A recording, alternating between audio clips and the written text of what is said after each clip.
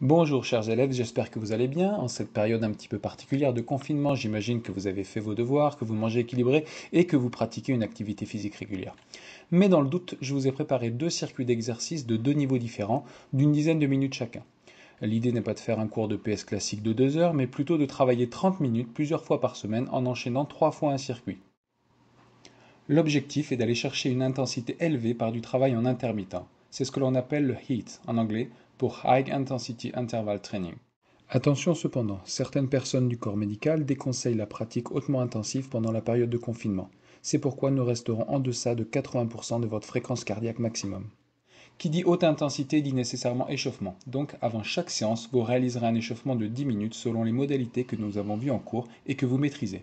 Une mise en route cardiovasculaire, des mobilisations articulaires et des étirements.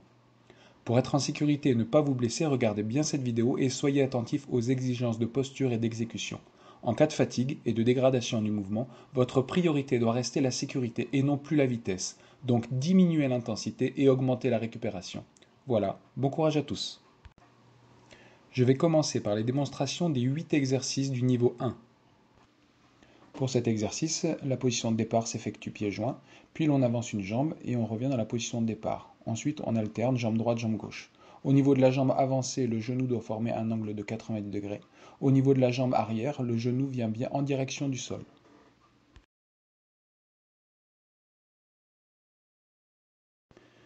Vous pouvez également, si vous le voulez, utiliser des haltères ou des poids type bouteille d'eau ou brique de lait. Pour cet exercice, on utilisera une chaise que l'on plaque contre le mur afin qu'elle ne glisse pas. On s'assoit sur la chaise, les pieds bien à plat, puis on met le bassin dans le vide et on pousse sur les bras pour remonter le buste. Les coudes restent bien serrés vers l'arrière et ne doivent pas être trop écartés. Si l'on regarde le mouvement de profil, on observe que les genoux restent toujours pliés et que le mouvement est de faible amplitude. La montée de genoux est un exercice qui se fait de manière dynamique pour être efficace. Ce qu'il ne faut pas avoir, c'est ça, épaules en déséquilibre arrière et genoux qui ne montent pas à l'horizontale. Les épaules doivent être basculées vers l'avant et le genou doit monter au moins au niveau du bassin. Pour cet exercice, venez vous placer en planche, les mains en appui contre le sol et touchez alternativement votre épaule droite et votre épaule gauche. Faites attention à votre dos qui doit rester bien droit, les jambes sont positionnées légèrement écartées afin de rester stable. Pour les squats à vide, donc on écarte légèrement les pieds, à peu près la largeur des épaules ou légèrement plus. Les pieds sont également très légèrement ouverts en canard et on fléchit en contractant bien les abdos. Si on regarde le mouvement de profil, on observe que les genoux viennent recouvrir l'avant des pieds, le dos s'incline légèrement et les cuisses arrivent à l'horizontale. Pour cet exercice, on démarre pieds joints et on écarte les pieds en diagonale, devant et derrière, légèrement sur les extérieurs. On revient à chaque fois au point de départ, pieds joints. Pour cet exercice, il vous faut des haltères ou des bouteilles d'eau. Vous fléchissez les bras, puis vous amenez les haltères tout en haut en tendant les bras vers le haut. Le mouvement s'effectue ensuite d'une seule traite, en gardant le dos bien droit et en étant bien gainé.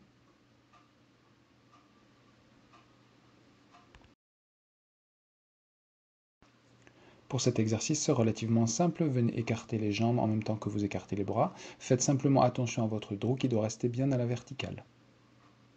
Voilà, le niveau 1 est fini. Maintenant, nous passons aux démonstrations du niveau 2.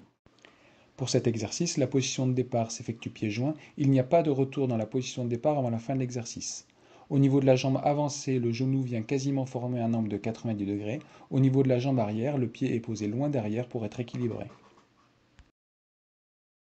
Pour cet exercice, il vous faut une chaise que vous allez caler contre le mur pour être sûr qu'elle ne recule pas. Vous vous asseyez sur la chaise, vous mettez votre bassin dans le vide. La sangle abdominale doit être bien gainée pour contrôler les mouvements du bassin qui doivent être aussi minimes que possible. Si on observe le mouvement de profil,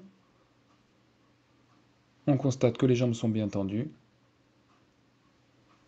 et que l'on descend jusqu'à avoir l'assise de la chaise dans le creux du dos, c'est-à-dire au niveau des lombaires. On doit descendre jusqu'à former un angle d'environ 90 degrés au niveau du coude. Pour cet exercice, il vous faut une chaise que vous allez caler contre le mur pour être sûr qu'elle ne recule pas. Vous ferez également attention à la hauteur sur le plafond pour ne pas vous cogner. Posez votre pied sur la chaise puis poussez pour exécuter une extension complète. Inversez ensuite l'autre jambe et ainsi de suite. Si vous voulez soulager le travail du mollet et du tendon d'Achille, il vous faudra placer le pied complètement à plat sur la chaise. Si l'on regarde le mouvement de profil, on constate que le dos reste bien droit et que l'on peut s'accompagner avec les bras. L'inversion jambe droite, jambe gauche s'effectue jambe tendue. Pour le gainage type Spider-Man, venez vous placer en planche, les mains en appui contre le sol, puis venez toucher votre coude avec votre genou. Les pieds doivent rester légèrement écartés pour avoir une certaine stabilité. Pour les squats à vide, donc on écarte légèrement les pieds, à peu près la largeur des épaules ou légèrement plus. Les pieds sont également très légèrement ouverts en canard et on fléchit en contractant bien les abdos.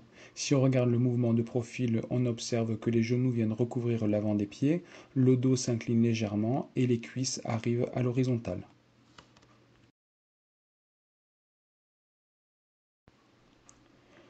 Pour cet exercice, la position de départ est les pieds joints. Vous écartez les jambes à droite et à gauche, vous revenez dans la position de départ, et ensuite devant-derrière. Vous revenez dans la position de départ et de nouveau à droite et à gauche. De nouveau dans la position de départ et ensuite derrière et devant. À chaque fois que vous faites les positions devant-derrière, vous pensez alterner une fois le pied gauche devant, une fois le pied droit devant. Pour cet exercice, il vous faut des haltères ou des bouteilles d'eau. Tout en simulant une course, vous allez tendre les bras une fois devant, une fois en haut. Pour les burpees, le mouvement se décompose d'abord en un saut, et ensuite vous venez vous accroupir pour envoyer les jambes derrière. Vous pensez à rester toujours bien gainé pour effectuer votre saut droit, et surtout lorsque vous vous accroupissez pour envoyer les jambes derrière. Vous ne devez pas avoir le dos cambré. Il ne s'agit pas de faire une pompe, vous êtes juste en appui sur les mains avec les épaules légèrement en déséquilibre avant.